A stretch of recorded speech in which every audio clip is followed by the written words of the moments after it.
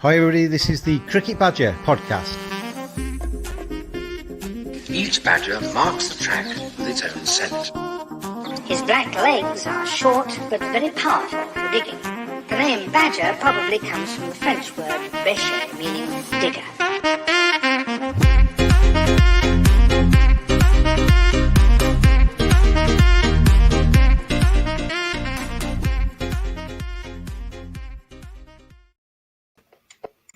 Hello everybody, welcome along. It is another edition of the Cricket Badger podcast. The Ashes, oh my word, the Ashes. And they are Ashes as well, aren't they, at the moment? If you're an England fan and you've been watching for the last 3 weeks, then all hope is gone. The hope has killed you, and the Ashes will be retained by the Australians, and quite rightly so, because they've been by far the better side as we've gone through the last 3 Test matches. I guess today it's more of a postmortem. We're only 3/5 of the way through this series, but it's been and gone. England are on their knees. They've got 2 Test matches to go through. They're saying that we've got 2 matches to concentrate on. Now we can't talk about resignations. We can't talk about all that kind of stuff because there are 2 important Test matches to come. And that is true to a degree. But in terms of a series, in terms of competitive action, it has finished. And I am joined today by Mark and by Phil to pick the bones out of what's been going on at the MG in Melbourne, indeed the Gabba and Adelaide and into Melbourne.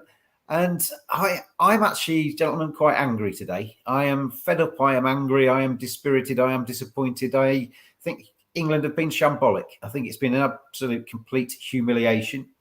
I set up Oppose the 100 when the 100 was first muted 2 or 3 years before it even started. Because not necessarily because it was a new competition that I wasn't a massive fan of. It was more of a statement that English cricket was going down the wrong path.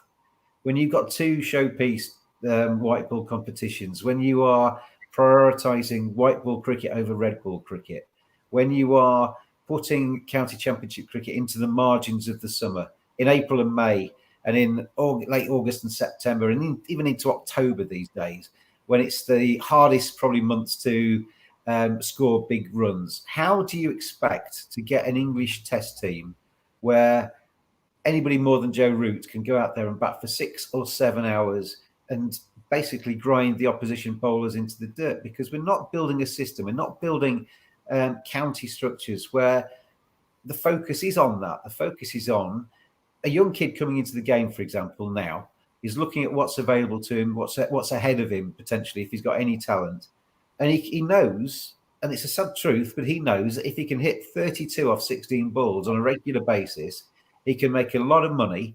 He can travel the world. He can be a star, and he will be very, very happy with life. If he goes down the Test match route, he's going to have to work bloody hard. He's going to have to grit it out. He's going to have to face bowlers. It is the word Test cricket is because it's a test, and some people don't like that kind of challenge, do they?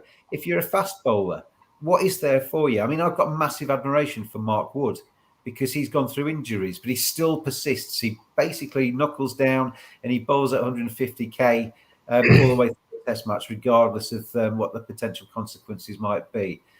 But why would you want to be a fast bowler? With all of the injury problems you might get, we've seen what's happened to Ollie Stone. The system, the county system, is so intense and day to day that as a fast bowler, you're just grinding yourself into the dirt. Why would you be a spinner? You're not even going to get matches in April and May when the damp grounds and everything like that. And why would you be a batsman? Because, as I say, there is far more in it for you if you can hit 30 off 16 balls and slog it to death than there is to grind it out like Joe Root and bat for a day and a half. That's the initial rant over. There's plenty more to come. But Mark, how do you stand on this? Well, I think I might just put my head in the gas oven after I've heard that, James. But yeah, I mean, what you said is fundamentally right. I mean, if you're a young player coming into the game, red ball cricket is not the sexiest kind of thing that you want to focus on. It's played at the wrong times of the year, like you said. It's hard work. It's the money is in 2020 cricket. The money is in the 100. The money is in franchise cricket. If you're 17 or 18 years of age, why would you want to play? Why would you want to say I'm going to be a red ball specialist? You don't get paid a lot of money for it. You're playing at the kind of fag ends of the year on difficult pitches. As you say, why would you want to do that? Well, it's far easier and far sexier to go, I'm going to do 2020. I'm going to make my name doing this, doing that.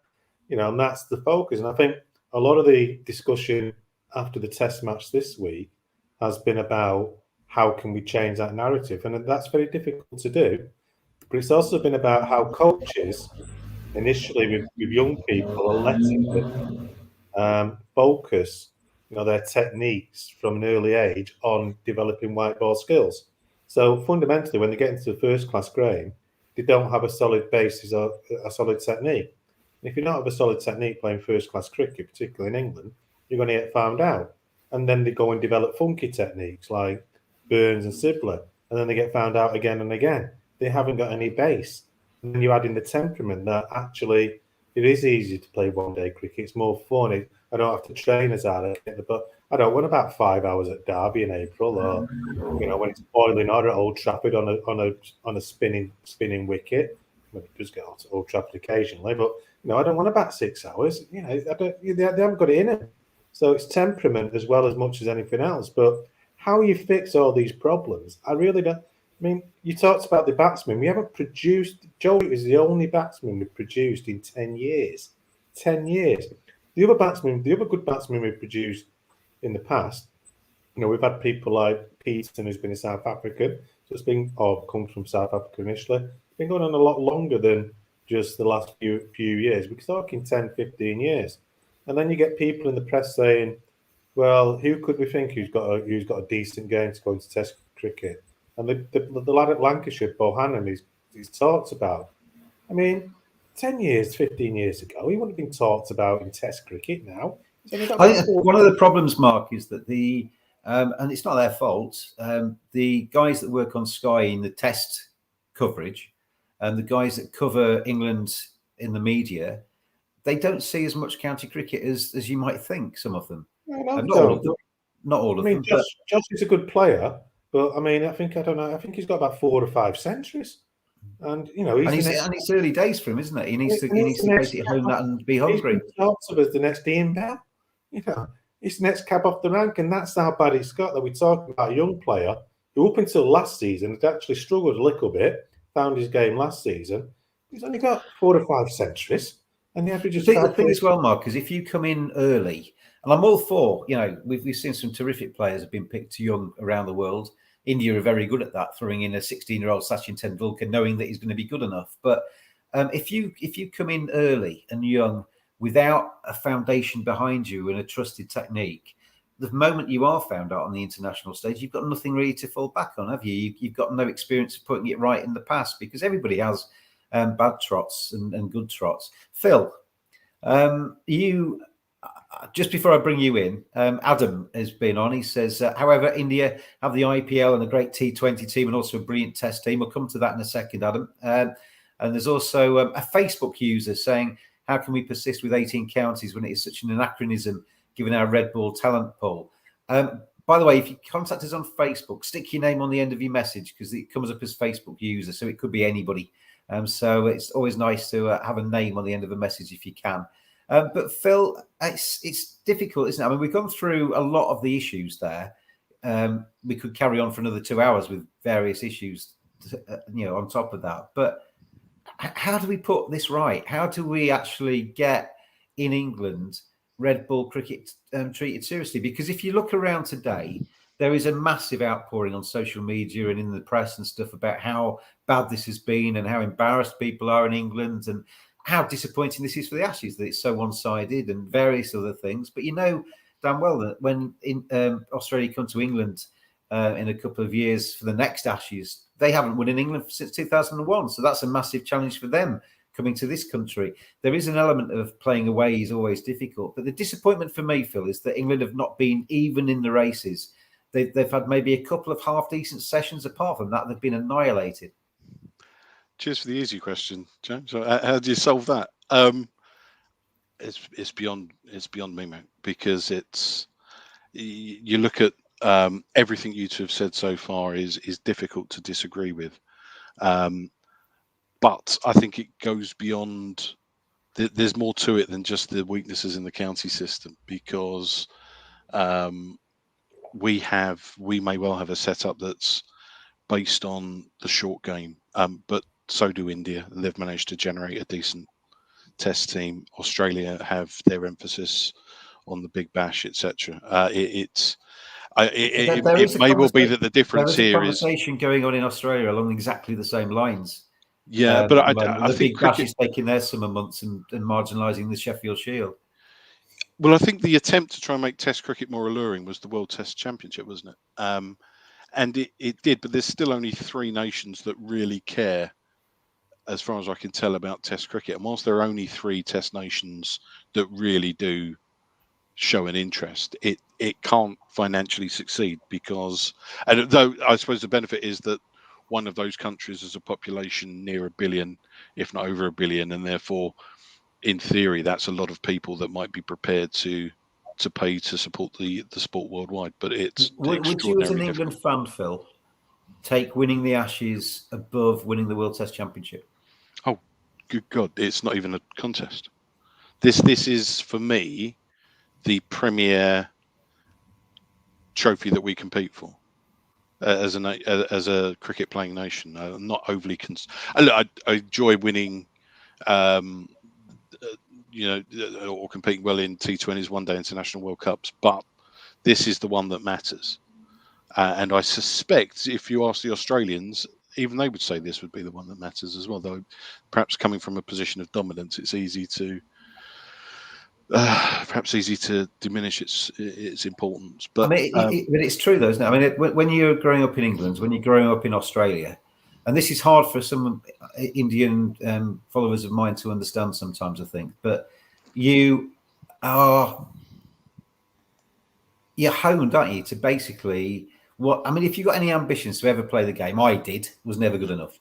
But my dream was to be the England captain in an Ashes series, going to Australia, picking up that urn. That would have been the top end of my CV. That it's such an important, and all of your favourite memories of Test cricket, or majority of them, all of the things you can really remember, all of the series that mean most to English people and Australian people, the way that players become legends in their own country, are all based around the Ashes, Phil. Yeah, it's right. I mean, for me as a kid, it wasn't me pretending I was going to win a one-day World Cup, 50-over World Cup final when I was a baby playing cricket. It was me winning an Ashes. That's the childhood fantasy that you run with, or doing something in an Ashes test. The series you remember as a kid, the series I really remember as a kid are the Ashes and the West Indies. I suppose if I think about the West Indies touring here, so it was on during the day. They're the series I remember. That's because the West Indies were an absolutely supreme team, and that's the only reason that would have competed with the Ashes as a series. But outside, I think India would have something similar if they and Pakistan played more often. Yeah, absolutely. And I think that would be, for the global game, it would be brilliant to have that happening. But there are things, sport and politics, etc. Let's get back to some of the questions then that have been thrown into us, because there's plenty of activity on Facebook. Because as I say, put your name on your messages if you remember to. Let's start with Adam's point about because I mean my biggest going back to what I said about prioritising white ball cricket. I think ever since the 2015 World Cup, and possibly before that, there's been a real drive to obviously maximise the income, which is important. And this isn't me saying that I don't want to see white ball cricket. I want to see white ball cricket giving prominence too. But I think there's a balancing act to be had in English domestic cricket. But ever since that 2015 World Cup fiasco, they've been trying to put that right and trying to get an England team that plays good white ball cricket. I think Owen Morgan's been given a far better hand to play than Joe Root has as two respective captains.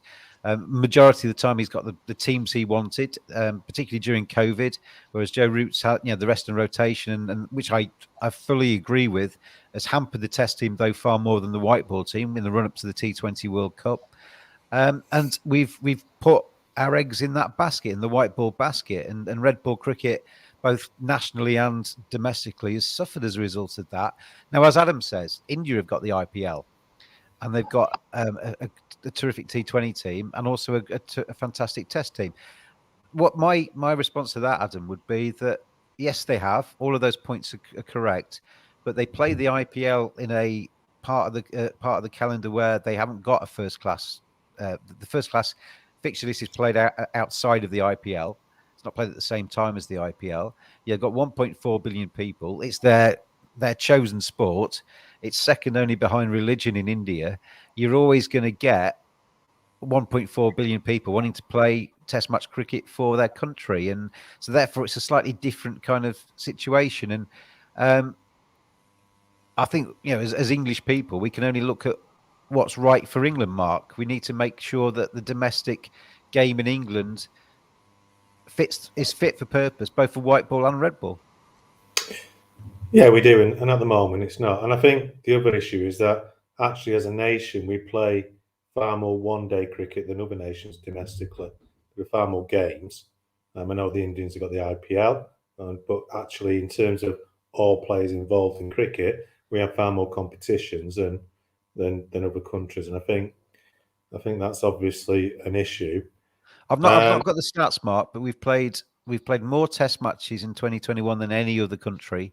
Yeah, We've I played thought the more white Aussies ball. were worried they were undercooked in Test matches. I thought that was Yeah, I what mean, I heard by the the first class structure. We've got a lot of one-day cricket in the first class structure. I mean, obviously, the first class structure is an issue in terms of we all know the arguments. We've rehearsed them so many times. Marginalisation to various points of the season. Pitches are not very good, and all you get is medium-paced dobbers, 75 miles an hour, nipping it around and getting wickets. So the gap between Test cricket and international cricket is actually getting much wider than it was 15 years ago. I mean, Darren Stevens has been a guest on this podcast twice. Big fan of Steve O, terrific guest on the podcast as well. But he's always, whether it's in joke or whether it's in seriousness, whenever England are having a problem, it's always a picture of Darren Stevens on Twitter, this call for the saviour of English cricket kind of thing. And maybe it is strange that he's never played English cricket, particularly in white ball. But I hate the dibbly dobbler tag, but if you're Darren Stevens and you bowl that way, you're going to earn a living out of it, aren't you? You're going to put it in the right place, nibble it around, and take wickets. Criticizing Darren Stevens, he's obviously there on merit.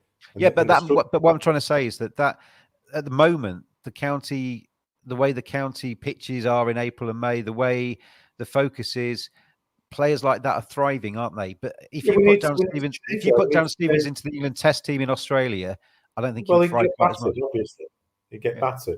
I mean, England were dominant. If we look at this historically, when England got central contracts, our best phase in terms of Test cricket and getting it right was from probably kind of beginning of 2000s, that type of time. We started getting it right.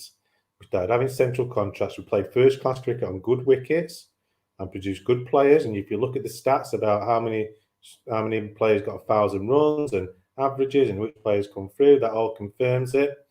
And then if you think about it, in the last 7 or 8 years, that's all turned around. It's all turned around because we've been starting to play on poorer pitches. We've also had less influence of overseas players and coal packs, which improved the standard of county cricket infinitely. We've got less influence of good overseas players in the game. So we've had a whole cocktail of things that have kind of, if you like, gone against it. And obviously we're now where we are with cricket played in April and late August, as you said, and very few overseas players. And if they do come, they fly in for a few weeks or whatever. And I just think, we've just lost the fundamentals of what we need to do, and that's to play the game on good wickets at the right time of the year, as we keep saying. But going back to what some of the other issues are, and I think I'm quite straightforward with this, I think that county cricket for a long time was largely held up by very good overseas players, some good coal packs. I do think there are far too many full-time professional cricketers. Let's come back to that because we'll go back to that question on Facebook and read that one out first. And it's from Martin Hindley. No, Martin. Hello, Martin. Happy New Year to you. He says that question was, how can we persist with 18 counties when it is such an anachronism given our red ball talent pool? Phil, I I'm a massive fan, and Mark's not. I don't think a massive fan of 18 counties, or certainly the number of professional cricketers. I'm a massive fan of the 18 county system, and that's not purely, as some people would suggest, as a nostalgic, romantic view, but it's because it spreads the game geographically around the country. I don't know any sport anywhere in the world that actually suffers by having more people playing it, because the more people that play it, the more talent you've got to pick from, and the more people that are going to come through, and the cream will rise to the top. And if you're not good enough, you will fall by the wayside, regardless of how many people are playing it. Each of those 18 counties has a tradition and a history, and has provided players for the England national team. They've all done that in various, at various levels. I don't think the 18 counties is a problem. I think what we ask the 18 counties to do is a problem. And I think what we ask the 18 counties to prioritise is the problem. Yeah, I think I agree with you, James. I mean, in terms of players coming through, I think the far bigger problem is, and it's a problem across the board, is that we as a sport, we don't extend into enough sectors of the community. We're still a public school bias, and that inevitably means that you are limiting the people that are you've got to expose as many kids as you can to the sport, get them interested, get them involved. And I mean, certainly when I was a kid, I remember going along to play at Chigwell, and I was the only kid from the state school. I got invited along to play, and Chigwell is a private school. It was full of their own kids, and I remember rocking up in a pair of tracksuit bottoms, and everyone else in their full set of whites, etc., full set of kit. And that you were riffraff, weren't you? I was definitely the riffraff, but I knocked a few over, James. Don't worry. So it was, but it just doesn't happen. It doesn't happen in that it doesn't extend far enough. I mean, even when I think about the schools that my kids are in and associate with, I mean, they're in quite middle class schools, and it doesn't really even get to them. The cricket's just not important in the general state school curriculum. I mean, I'm so grateful, because when I was a kid, and we're going back quite a while, I went to a grammar school, and we played cricket all the time. The teachers gave up weekends so we could play at weekends. They took us on the minibus on the evenings to go and play with the local schools, and we played cricket all the time. And for somebody like me, that was a joy, because I watched it on the telly, watched the test matches on the telly, went out and tried to be the players that I loved. It was on terrestrial TV, of course, which was an advantage, and that was a big thing for me, because neither my parents, I don't think, would, if we'd kind of moved it on a few years, I don't think either of my parents would have wanted to have Sky Sports anyway, because neither are massive sports fans. My dad watches it, but he's not, he wouldn't religiously watch it and wouldn't miss it if it didn't exist. So I would have been in a household where cricket wasn't shown. And so there's two massive things there. It's the schools and bringing kids through and getting kids at least interested. It's having it on terrestrial TV so people get exposed to it and then can choose whether they like it or not and get hooked on it if they like it. And as I was saying to Mark prior to the pressing records, prior to you joining us, Phil, I think as well it's about trying to tell people when cricket's on, because I mean I start the season, I have to remind myself what the structure is for each of the competitions. The fixture list is so confusing at times. When your team is home and away, you can have a couple of back-to-back championship matches at home at the closest ground to you, and then not see another championship match for 2 months or something sometimes, can't you? So there's but no you can have a appointments membership, there.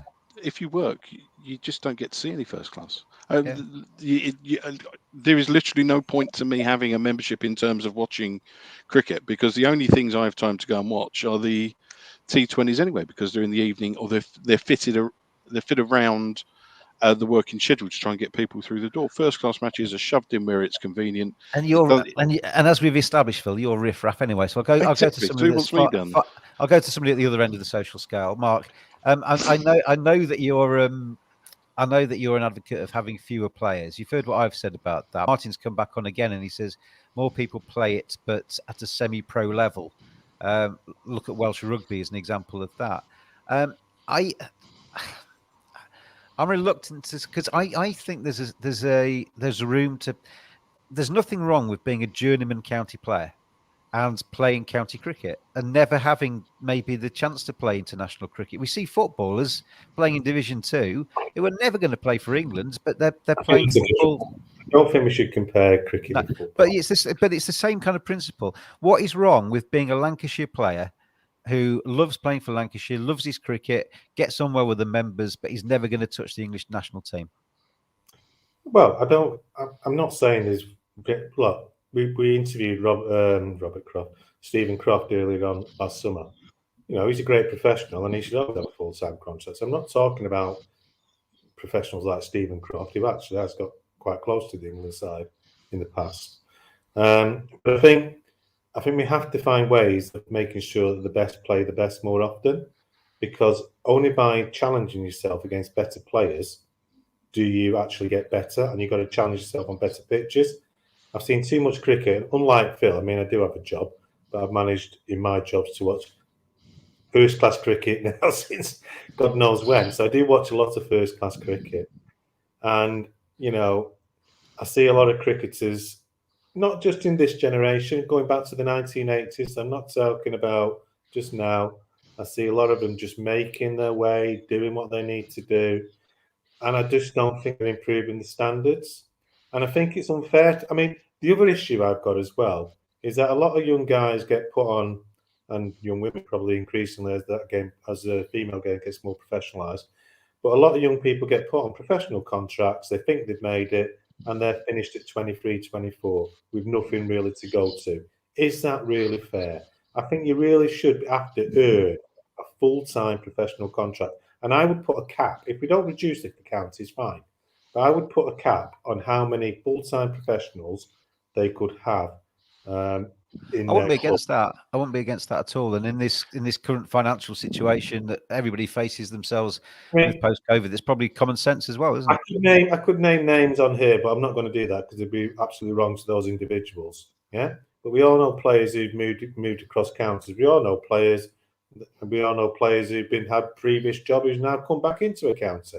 I mean, it just goes round in a circle, and I think, you know, you need to get the best playing against the best as much as possible. How about, I mean, something which I've thought about a lot over the last couple of weeks with England struggling in Australia is the structure of a first-class summer in England. As we've spoken about this before, but I quite like the conference structure where everybody at the start of it had a chance to win. But I know there is the caveat that you get pointless matches towards the end of the season. We go around the circle in English cricket, don't we? Part of the issue is that socially, historically, English cricket has always been seen as somehow a recreational game. That you can't. Let me get to my point though.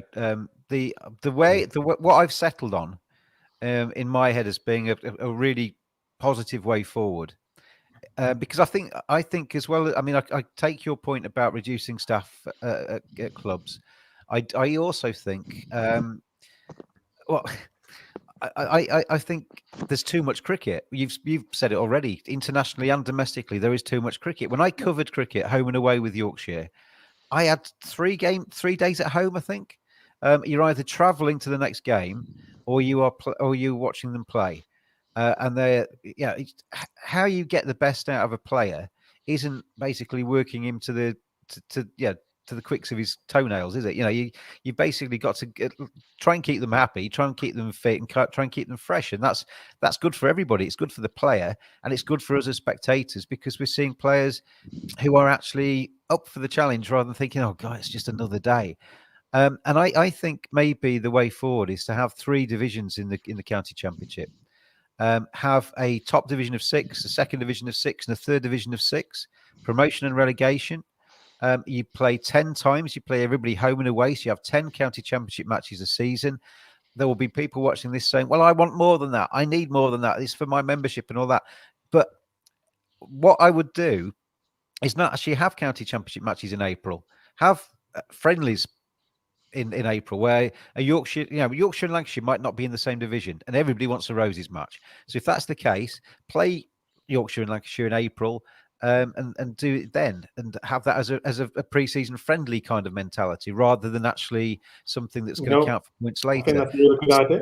But 10 matches, you get the chance to actually have a bit of time off maybe in between. You get the time to think about who you're going to play next. If you're going to play a leg spinner, you can practice against a bit of a leg spinner in the nets.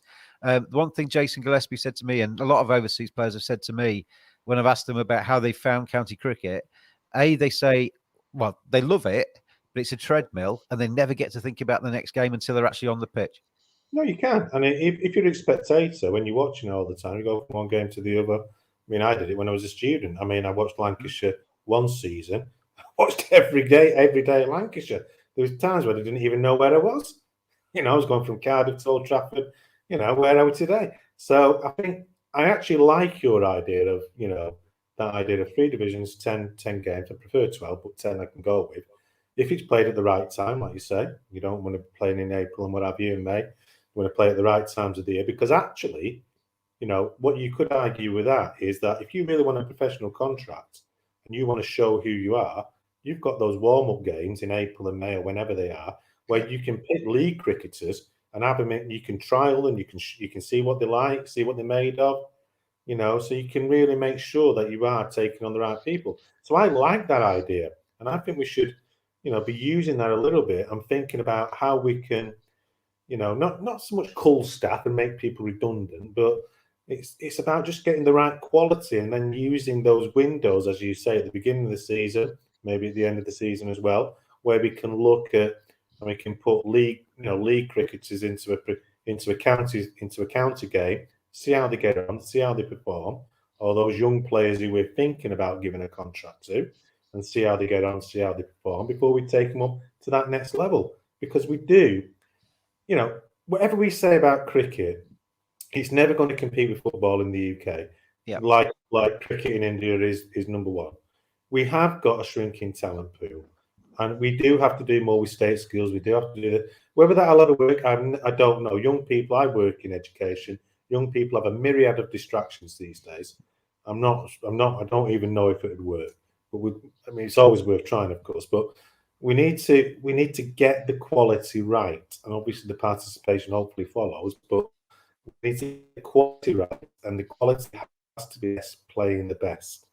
Now, if we do that in 3 divisions, 2 divisions, 1 division, I don't really care. We've got to get to that point, and we can't be giving out, you know, contracts. You know, there's over 400 professional cricketers in this country. That's more than anywhere else in the world. That's more than any other country in the world. Over 400 fully professional cricketers. More than India, more than Australia. They do better than us with less professional cricketers. Why is that? Because they've got more of an elite talent pool. And we just, we're just not like that. Some of the pros you see in county cricket are no better than good league cricketers. End of story. Phil, if we played, if I mean, it doesn't have to be my way of doing this, but if it was going to be 3 divisions of 10 games each, I mean, if we wanted Mark's idea of having 12 matches, you could even have playoffs at the end of the season, couldn't you? To add another match or something towards the end of it, in the kind of out of the Bob Willis Trophy kind of mentality, an end of season match. But I just think that kind of what that does is it gives you a bit of a thread. If you use the April and May as being warm-up games, you play championship matches throughout the rest of the season. What we've missed as well with the England team, particularly obviously in COVID, but it's been an increasing thing, you know, through the recent years, is when a player in the national team is struggling for form, he's got, you know, no point in him going back to his county because they're not playing a championship match for him to actually get any cricket under his belt in. There's and equally the other way, if they're needing players and they're thinking, well, I've got an injury or a player's woefully out of form, so they need to bring in a new batsman to replace him. There's nobody playing championship cricket saying, well, I've just got 250. I've got 1,500 runs this season. I'm the man that you need because I've scored 500 runs in the last 3 weeks, because those championship matches aren't happening. Yeah, well, I think the benefit to your suggestion is it reduces the number of matches and therefore hopefully increases the quality as a result, but doesn't reduce the number of counties at the same time. So in theory, it brings us the best of both worlds. Whether England would dip into that is another matter. I mean, they had an opportunity to nab a few lions on this tour to replace some woefully out of form players, and decided to send them home. So I mean, it can't have been. It can't have missed them. We've been planning for 4 years, apparently. And that planning doesn't seem to include the possibility of nabbing 3 or 4 perfectly good Englishmen to come in and do a job that are in the country at the time they will send them home. So whether they would do it anyway, I don't know, because we appear to have just lost all common sense. Satish has been in touch. He's asked a couple of questions on here. Hello, Satish. Happy New Year to you. When it comes, he says, well, over a decade ago, I interviewed Kumar Sangakkara. You may have heard of him. He was quite good. He was saying back then that the future of county cricket and therefore Test cricket was to use the popularity of T20 cricket to invest in longer formats. I think that's right. Mark, I think using the white ball game to kind of gain popularity and hoping that drip feeds and some of the money then drip feeds into the longer format, I think is the sensible way of doing it. But it's that balance, isn't it? It's not sticking the red ball so far away from everything else that it ends up dropping off the edge. You've got to kind of keep the red ball in positions of prominence. And I think if some people have said to me, well, the championship makes no money, it's the loss leader. But Test matches make money, and a good English team makes money. And I mean, I think you're. I think that's an absolute what the guy said there about or Kumar says is absolutely right. I mean, county cricket is not there really to make money. It never has been. Although with the streams, we've seen with the streams and all the stuff from last year that actually potentially clubs could make money if they're really clever about it because they could charge for those streams. At the moment, they're free, and that's how it should be. It should be free to watch county cricket because it's not really there to make money. Okay? And what those streams prove as well, as we've spoken about before on this podcast, is that people are watching those streams and are actually genuinely interested. It's definitely when Phil's at work, I bet he's watching the streams. Yeah, exactly. I've never watched more first-class cricket than in the last 18 months, 2 years. So the streams have got purpose, and it's right. You can't. There's kind of oddballs like me who watch first-class cricket and always have done, and what have you done? Find ways around it. But most sensible people have to go to work and do what they have to do. And that's they have to do. And the streaming has shown. The streaming has also shown there's a great interest in it as well. The streaming has also shown there's a great interest in first-class cricket. So yes, the money from 2020 should be used to support the first game. And as part well, you're just breaking up a bit, Mark. I don't know if it's your connection just dipping out a bit. So I'll just move on from there very quickly. If we go back to the England team and we go back to the fallout of from the MCG, I mean, it was woeful, wasn't it? It was absolutely woeful. I mean, just to recap the scores, if we need to kind of go back into that, England making 185 again.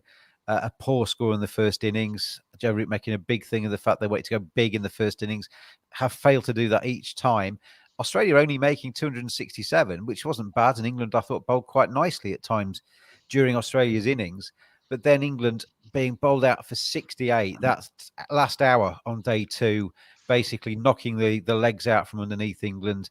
Pat Cummins and Mitchell Starc absolutely awesome with the ball. And Phil, I mean, what I'd say with that last hour on day 2 is that I think any Test team in the world would have lost wickets on that evening, because sometimes you come against 2 good bowlers when they've got an hour to charge in, it's going to be tough, isn't it? But the thing that disappointed me more than anything was the third day when they came back with 4 wickets down, Root and Stokes starting things off. It didn't look actually that bad to bat on in the first 20 minutes when Root and Stokes were together. Stokes was then out and England just fell off a cliff, didn't they? It was abject. It was. It's not often, the football infuriates me. Being a Spurs fan kills me. It's not often that I get that angry watching cricket. But I tell you what, this has really killed me the 2 days of cricket, because there were glimpses. I thought, oh, we're back in this. Anderson took a while to get going.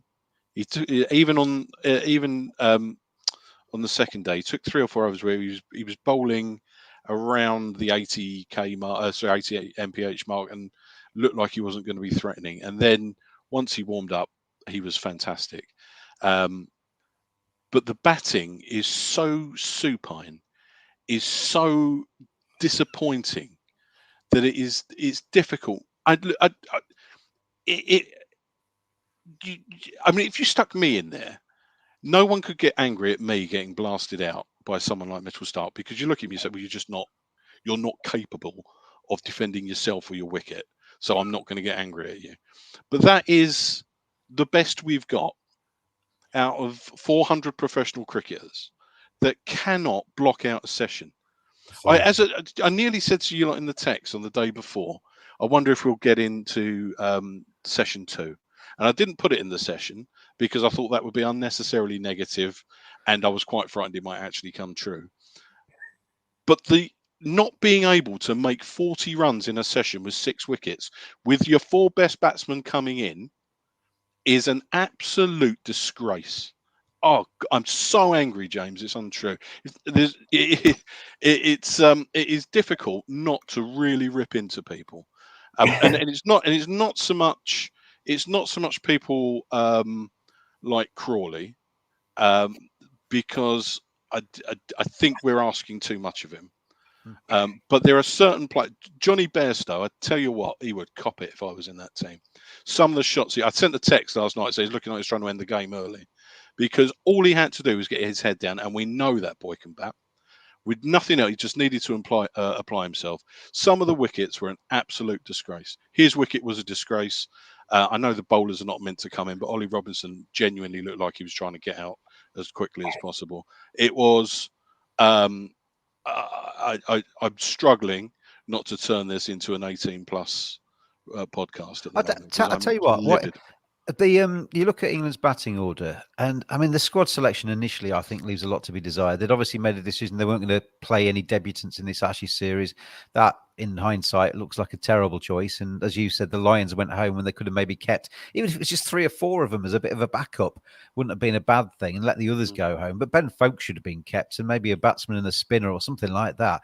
But it's just, I mean, it's so frustrating, isn't it? When you actually care about the cricket and you actually care about the sport, and I'm not actually that bothered if England win or lose the Ashes, to be honest. I want to see good cricket. When you cover cricket for a living and you kind of watch a lot of it, the results kind of ends up being secondary. You just want to see good cricket and entertaining stuff that you can talk about and enjoy. And this has just been so one-sided. All 3 Test matches have just been so one-sided. And as Phil says, Mark, the way England capitulated with the bat and really showed no heart and desire and no fight. That's the scary thing for me. I mean, I can take a lot of the blame off some of the players because of what we said about structure and what we said about the backdrop to all of this and the ECB's priorities. But when you're playing for your country and you're showing no real desire, that is you shouldn't be there. No, I think you're absolutely right, but it's not a record that hasn't been played before with England, hasn't it? Because we've had these collapses, we've had these things happening. Got New Zealand bowling us out for God knows what, and 10 wickets in Bangladesh. And there's a trend, Mark, isn't there? There's a trend. English batting isn't very good. There's Joe Root, but when we win Test matches or when we get 450, it tends to be because Joe Root's got 150 or 180 or 200. I mean, he's the only batsman we've produced in 10 years. But actually, what Phil was saying about capitulation and county cricket, you often actually see that. What started making me think is a kind of cultural mindset in the players. You often actually see that these days in county cricket, where if the back's against the wall, if they're 4 down after day 3, let's just get out of here. Let's just get the game done. And you see sides getting bowled out. 100, 110. That's it. Game over. We're not going to win. Does that apply to these though, Mark? Because not many of them are playing many county innings. No, but I think it's a cultural mindset with some of the players. Going back to the beginning of what we're talking about, are we really going to dig this out for a day and a half? Let's just play a few shots. Let's just see how it goes. Let's just see if we can, smack 100 here or there.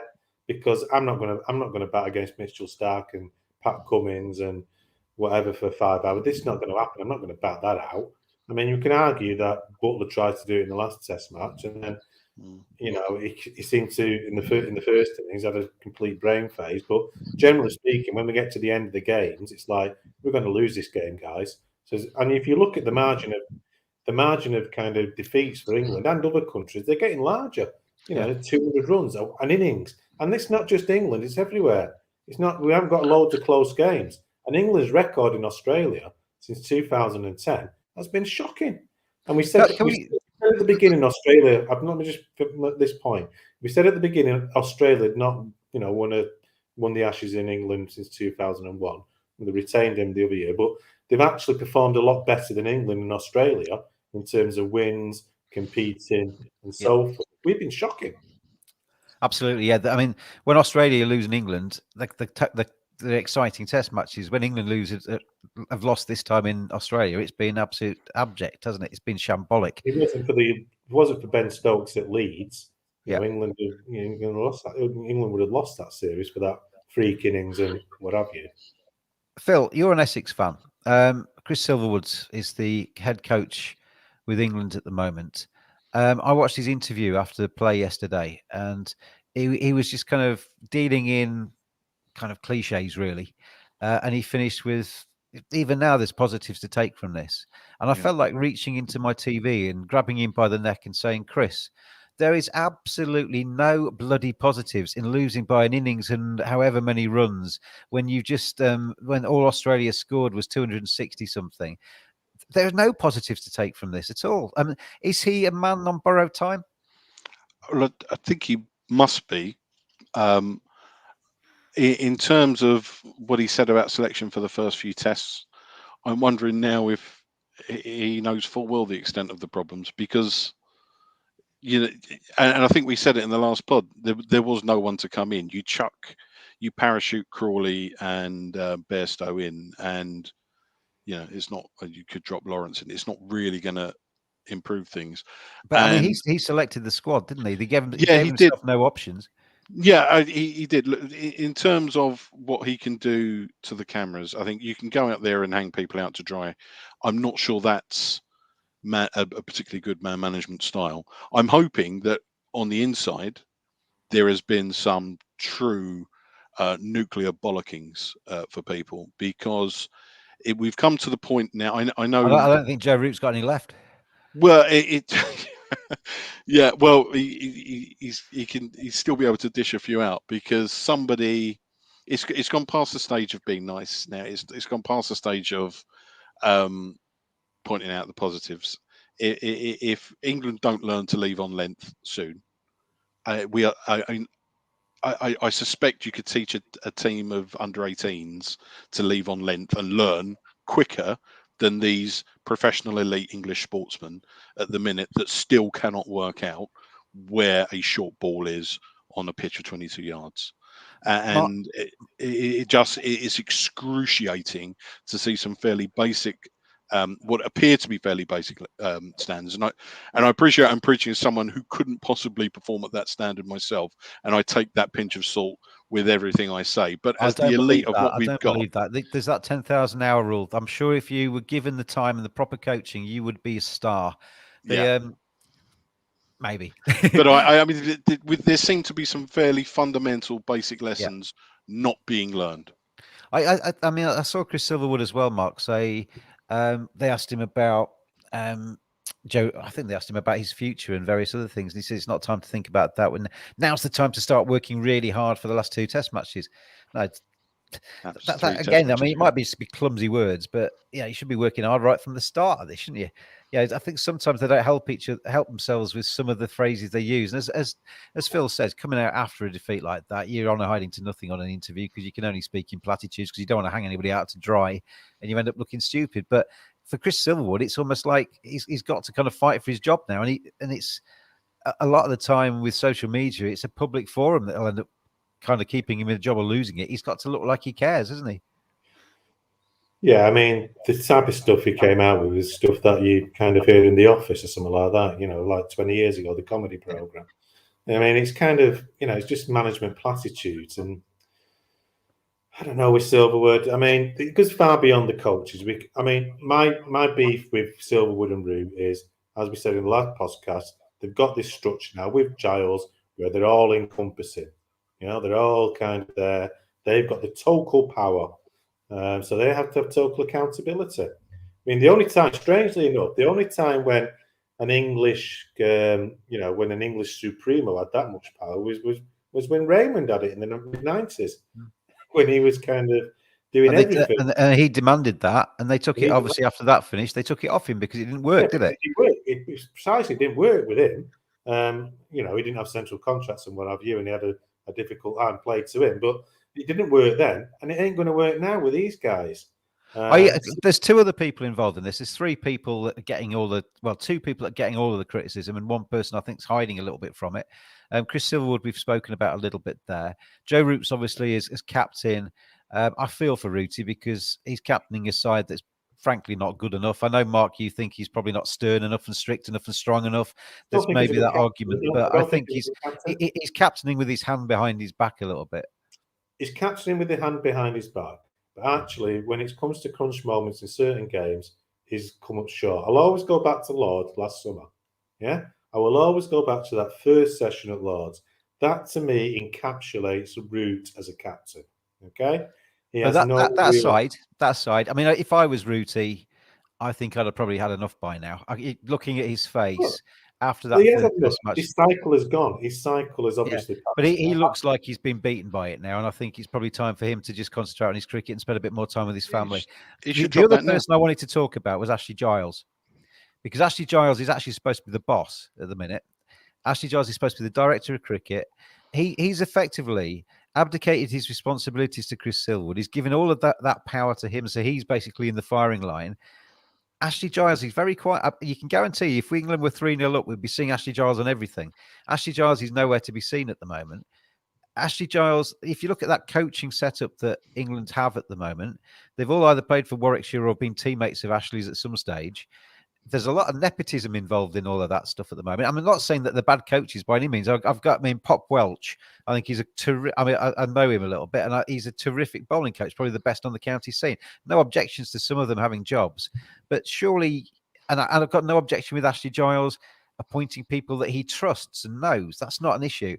But it can't just be mates that he's employing. It's a cozy club. It's the cozy club, and then I know Phil wants to come in on this. Let him come in a minute. But this is generally a problem with English cricket. You get it at lots of counties. You get it at Lancashire. You get it at Yorkshire. Yorkshire just appointed Gough.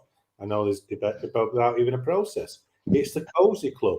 It's not not going beyond and testing, getting people from the outside. It's what people you know. It's not even having fair interview process or advertising jobs. It's just a cozy club. And that can't go on. It needs to be a meritocracy for getting these jobs. It shouldn't just be because, all right, I might put a job out there, but Ashley's going to employ me, whatever. It needs to be a proper meritocracy, a proper process. And you don't see that enough in English cricket. You don't see jobs being advertised enough. You don't see the net being pulled. You don't see you don't see him doing anything to get people from different backgrounds applying. Nothing of that happens. It's the same people who get the jobs all the time. And it has to change. Phil, you want to come in? It's difficult to disagree with anything he said. I'd forgotten he was even involved, to be brutally honest. Until you mentioned it the other day, I'd completely forgotten about him. Yeah. For me, I think, there needs to be some fundamental rethink. I'm not necessarily saying that someone like Giles has to go, but there needs to be a review of what they're doing. The trouble is, though, Phil, if there's a review, it'll be Ashley Giles that leads it. Yeah, but I mean, these people are capable of self-analysis, aren't they? It just needs to be robust. People are very good at of protecting their own backsides, though, aren't they? Yeah, but that's not. That's not robust, is it? Why does it need to be in that particular job? For example, you need somebody who needs to know about leadership processes, how to manage organisations. Why does it necessarily? Why can't the ECB think left field and get somebody in who's not had a cricketing background to do Giles's job? I thought Andrew Strauss was very good in that role, though. I thought he came in and was really good. Well, I think Strauss is okay, but there seems to be a kind of perception that you've had to have played at this level. I don't actually think in Giles's role, it's not about that, because actually you're not doing the coaching, you're not doing this, that, and the other. It's a far wider remit. So actually, you need somebody who's actually quite good at understanding organisations and managing successful organisations. So why do you need somebody who's played professional cricket to do that? I'm not sure you do. I just think you need somebody who knows how to manage organisations and put structures there. And that can come from all different walks of life. And there's lots of talented people out there in different walks of life who could probably do that job. But one word answers, should Chris Silverwood be in a job by the time that England play their next Test series, Phil?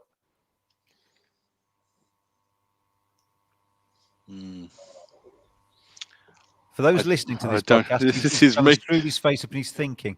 Yeah, it's. If it's one word answers, then I mean it's probably a no. But I suppose. Well, what's the alternative? I suppose. Well, McGrath, I who's thought only just got when another they job. interviewed, I mean, that Chris Silverwood was appointed after an interview. They interviewed, I think, 4 coaches for that role. Yeah. He should be a cricket coach for that role, yeah. And Gary Kirsten was one of them that was interviewed. I mean, obviously, Chris Silverwood is a former fast bowler, and Gary Kirsten's a former opener who made a career out of gritting it out and making big test runs, or reasonably big test runs with, a half decent technique and with a test match temperament. I'd have thought the England team over the last couple of years would have been better with somebody from that ilk who had done that role. Because the thing that England are missing is the kind of skills and things that Gary Kirsten brought to a team. I'm not sure that it follows that the way a player plays is the way they coach. I mean, it might be right, but I'm not sure it always is true. And in theory, Silverwood should be able to appoint someone to bring that skill set in. So that might be remedied by finding an appropriate opening batsman to come in and. Well, you got Jonathan Trott in his setup. You've got a few with Marcus Triscothick in his setup. He's got some good names in there. I mean, they're not grinders, are they? How many coaches have we got? I read in the paper today we had a support staff of nearly 60 there. Well, as I understood it, it was 22 for the first 22 for the first team, and a further 12 or something with the Lions. What are these people doing now? I mean, what are they doing all day? You got. Coaches in you and I think we agree on this, Mark. I mean, there's only so much a coach should be doing at international. Have you seen listen to the Jonathan Agnew podcast thing that he did, 6-part of the preparation to the for the Ashes? People have been on this tour for several years. You've got strength and conditioning coaches out there, you've got nutritionists out there, you've got all kinds, psychologists out there, all kinds of different people in that backroom team. Media managers, everything. So it's not just coaches are out there. You've got the kind of pen pushes. You've got all these people out there, psychologists, this, that, and the other. They ain't doing a very good job, are they? Because they're not. Well, I mean, this is the thing. If you listen to the Agnew podcast, they all speak very sensibly. If you listen to it without knowing the result, it sounds like England have done a fantastic job preparing for this. But that's the concern. I think there's a lot of people out there that actually have done some very good preparation for this tour. When you're in any job, just let me finish, Matt. A lot of people have done some very good preparation for this tour, but they haven't got the players to actually execute the plans, have they? That's the worry. Well, I think, I mean, you asked about Silverwood, whether it'll be in the job for the West Indies. Personally, I think it will be in the job for the West Indies. I don't think they're going to make a change before the West Indies. They'll see that as a slightly easier tour, maybe, although they've only won once in God knows how many years there. And they might see it as a bit of redemption for him to come back a little bit. But what you just said there, they haven't got the materials, they haven't got the players. That's absolutely fundamentally right. It's certainly the batters, not so much the bowlers. And it goes back to what we said at the beginning, how are we going to rectify that problem? Having an army of coaches and psychologists and people telling you what to eat and when to eat is not going to help you bat 5 hours against Mitchell Starc in Australia. Well, they'd argue it would. It might do. And I don't. There might be elements of it that could. And you've got to be careful about throwing the baby out with the bathwater. The nutritionist will tell you how to eat so that you can actually have the stamina. The psychologist will tell you how to grind it out. About the nutritionist. But let's take Hamid, for example, yeah? Everyone, when he came back in the summer, oh, what a wonderful comeback. Whoa, he's done so well. And the lad has done well. He's got a couple of hundreds here, and he's back in the team. Now, I watched him at Lancashire, in his formative years when he did well and when he didn't do so well. I don't see anything different in his game at the moment that suggests he's changed particularly much from when he left Lancashire. He's not getting forward anymore like he used to. He's very static in the crease. He's actually going back with stiff hands like this, and any good ball, and people say, well, he's getting good balls. Well, he's in positions where he can't even play good balls. This is what annoys me, Mark, actually, because that evening session I spoke about, where Cummins and Stark were steaming in, and they were brilliant. They were superb with that ball. Joe Root survived because Joe Root was leaving. I mean, he got a little bit lucky at times, but he was leaving. He knew what shots to play. If you're good enough, you can actually still survive against good bowling. Of course you can, but Hamid, as I said, there's nothing. I mean, I've watched him a lot for Lancashire, and I've watched him in this Test series. I haven't seen him back for Knox, admittedly, but I'm not seeing anything fundamentally different in his technique than when he left Lancashire on a downer. He's still playing with low hands. He's still stiff in the crease. He's not getting forward anymore. Any ball that moves is susceptible to. So you can say, well, he's got a good ball there, but actually his technique is so. It's one of my bugbears, Mark, that people say that was an unplayable delivery. There's no such thing. Every delivery is playable if you play it right. Well, if you get one in your throat, some are harder than others, but every delivery is playable. The Hamid gets out the same way every single time. One word answer. Is Joe Root going to be captain after this series, Phil? No. Mark? No, he's lost. He's not only not fit to be captain, I think he's now lost the players as well. And I don't take that as a criticism of him either. I just don't. It's gone too far. It's no good for him. It's no good for the team. And now, personally, I would pick someone who is a specific captain, because you're not someone for their captaincy in a Brearley type way. Because these are very long one-word answers, aren't they? I think James would be a very happy man, because I think one of the dark horses could be James Vince coming out the pack. Yeah. Because the batting is such a poor level expected from the batsman, such a low standard set. Well, it's one of those tours, Phil, isn't it, where you better not to be involved, aren't you? Because you become twice the player by not being part of this. Mark makes that point really well. He's made that point really well on previous pods. I think just going back to it, I mean, when I said a lot joking the last week, well, I had to pull out of Melbourne because I knew what the shit show was going on there, so I couldn't get the plane, so I pulled out of it. But I'm not available for the West Indies either. If I was Rooty, I think I'd want to kind of withdraw from it, because it's a stressful job. You never get a day off, and at the moment he's getting no rewards for it, is he? So it's what's the point? His mental health will suffer if he carries on. But exactly, I mean, it's a really good point, because I mean, Stokesy ended up taking all that time off because of he shouldn't be captain. No. It's now got to be an issue of a risk assessment, isn't it? Because this is just. I mean, I've heard a few people saying that Ben Stokes is almost like a done deal, but I just can't see Ben Stokes I think Ben Stokes is your perfect vice captain. He's got to get his form back by Ben Stokes, because if you look at Ben Stokes' batting as well over the last 7 tests, he's averaging 25. Ben Stokes is your perfect vice captain. He's your guy that's the conduit between the captain and the team. Well, wasn't Stokes the one who bowled Robinson as a spinner? That's the be-all and the end-all of his captaincy application. He's had one test as captain. He lost it. He bowled Ollie Robinson as a spinner, and he's had obviously issues in the past with discipline and being a bit of a hothead. And he's coming off the back of several months of poor mental health. There's so many things that are wrong with Ben Stokes being captain. It wouldn't surprise me if James Vince did get the job for the West Indies. I wouldn't be averse to that. If they wanted a left field pick, as a county captain who's been relatively successful, he can't do any worse than the other batters. Well, if Root does go and you're looking for a new captain, I mean, obviously Root, he'll say all the right things. He'll be there to help the new guy come in. But if you're looking for a new guy, there's nobody in that current squad that I would pick. I think you have to go. You have to go beyond it. No, of course you would. So, I mean, James Vince could be a viable alternative, because certainly I think Butler. I think there's big question. I mean, I know we have this kind of laughable debate about him, but I really don't think he can carry on beyond the Ashes. He doesn't look as though he's enjoying it. He doesn't. It looks like he's in absolute agony all the way through.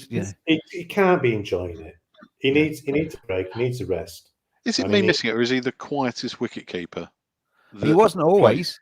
No, I remember him giving a bit of stick out, but I've barely seen him open his mouth. He got fined for getting under the grill of Vernon Fernandez, didn't he? Yeah, he's quite a quiet guy, John.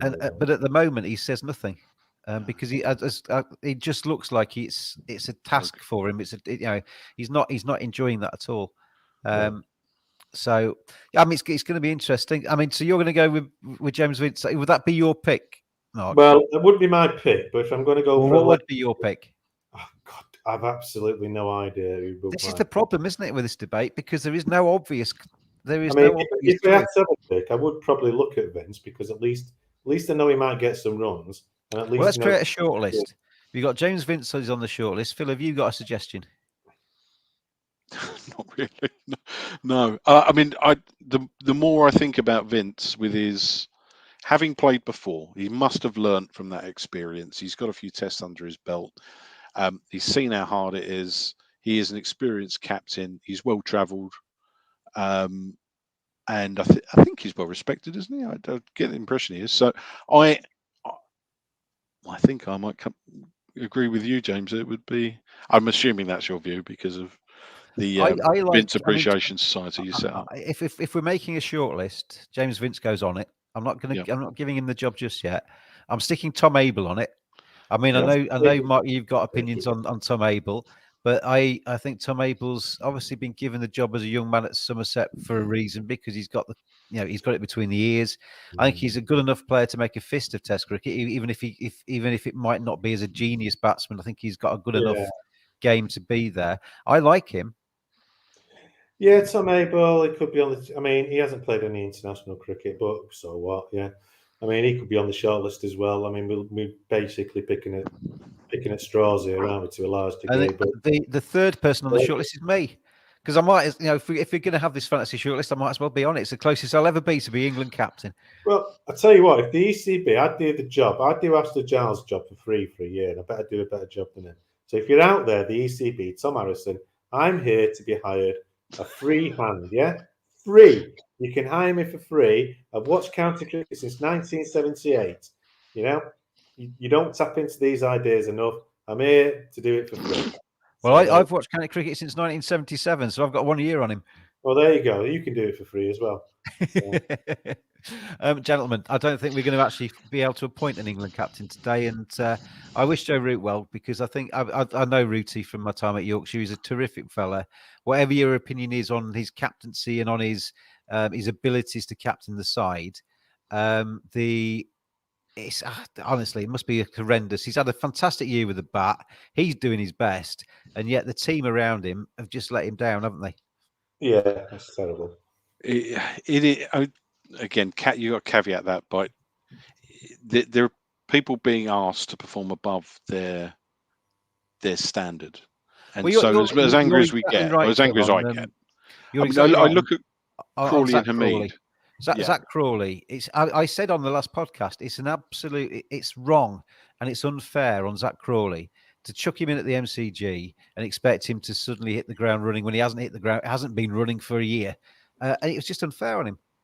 And so it's not him or Hamid, to be honest. I think you're asking those two to perform the hardest job in world cricket at the moment, and that's opening for England in an Ashes series, where the Aussies have a top-end attack, and not only do they have a top-end attack, but they are rotating so effectively.